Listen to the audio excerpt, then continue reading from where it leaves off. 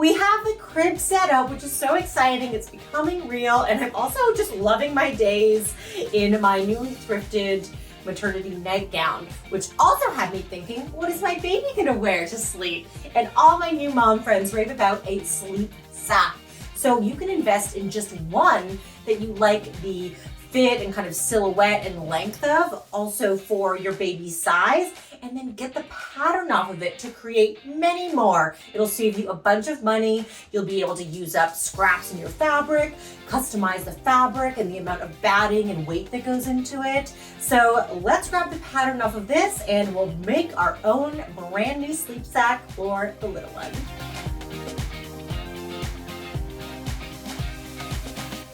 My favorite way to sort of trace off or copycat a pattern is to use a piece of like craft paper, a little bit thicker paper so it doesn't rip, as well as a tracing wheel with long spikes on it. And this will make sure that once you go through the fabric, it'll actually go through, and make some indents on the paper.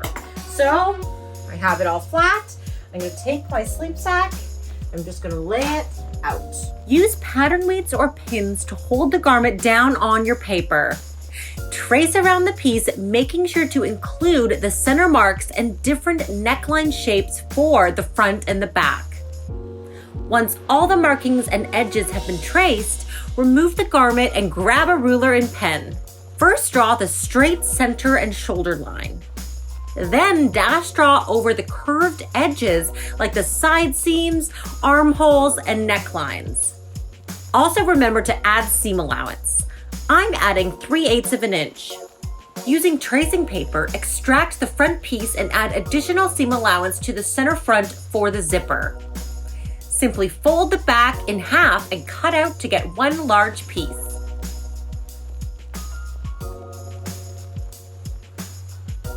See how easy it was to just pull the pattern pieces from that ready to wear project?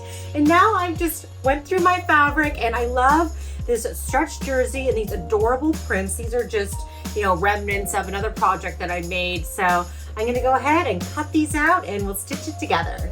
Fuse 1-inch strips to the wrong side of all front pieces.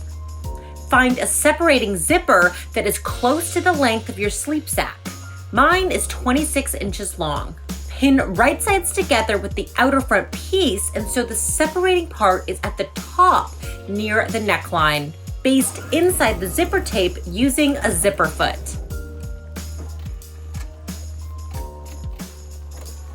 Pin the lining right sides together along the front, sandwiching the zipper in between the layers. Adjust the needle position so that it's right next to the zipper teeth. And stitch. Grab your back pieces and stitch all shoulder seams right sides together and press allowances open with a low heat setting on your iron. You can use a serger or a stretch stitch and needle on your regular sewing machine. After your shoulder seams are sewn, baste the front lining to the outer front along the side and bottom seam. Then top stitch the zipper down. The last major seam to sew is that side and bottom seam. The front basted piece is actually sandwiched between the back pieces for a nice and clean finish. Lay the sleep sack open lining side up and then fold the back lining to the front.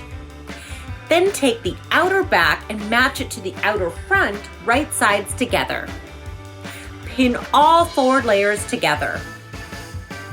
Make sure the zipper edges are matching in the middle of the bottom of the sack. Then stitch around the entire seam from underarm point to underarm point. Trim your seam allowance to reduce bulk and then flip your sleep sack to the right side. To finish off the neckline with a seam, reach inside the armhole opening to pin lining and outer necklines right sides together. Stitch from center front to center front, then clip the corners of the zipper and flip to the right side. To finish the armhole, measure the opening and cut 2-inch wide strips, 1 inch less than the opening measurement. Stitch the small seam so it's a circle and then press wrong sides together. stretch and pin around the armhole openings. Once I stretch and stitch these little armbands into place, then top stitch them down, this sleep sack is going to be complete, and mama and baby are ready for a nap. So cute. This sleep sack turned out so cute, and I can't wait for my little one to arrive and enjoy all the things I have made for him, including this. He's going to sleep the night away. Well, hopefully. I hope you enjoyed this episode of Style Revive. Make sure to like this video, subscribe, and see you on the next episode.